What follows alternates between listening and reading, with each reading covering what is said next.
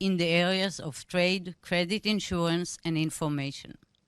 We would like, therefore, to provide our small contribution to the process by conducting a question and answer session for both countries.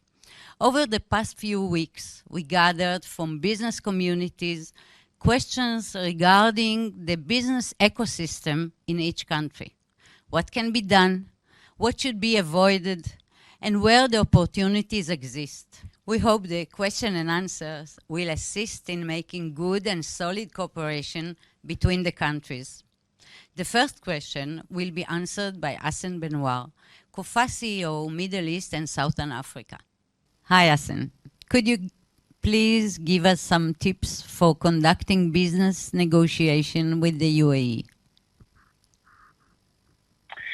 So I think one first needs to highlight that the UAE population is probably one of the most diverse population, certainly in the region and maybe worldwide.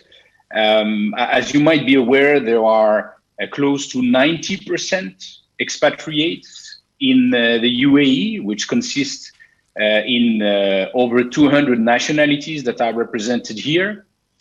So if you look at the bulk of these expatriate population, we can say 40% are Indians and Pakistanis. If you include the neighboring sub-Indian continent countries, namely Bangladesh, Philippines, Nepal, Sri Lanka, it's 60% of the population. Then you have other clusters of population, which are the Arabs, generally speaking, from Middle East and North Africa, that are possibly up to 1 million. You have 500,000, according to estimates, Iranians also settled here in the UAE.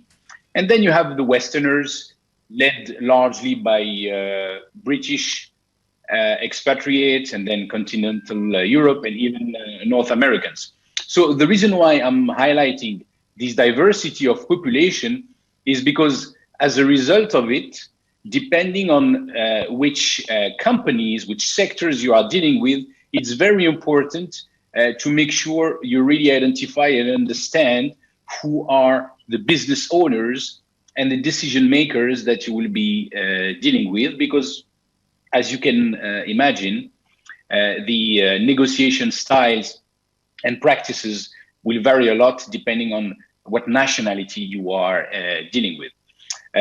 Actually, successful businesses here in the UAE usually try to have also a diverse sales force or a management team in order to be able to adapt and to really cater for this diversity in the country.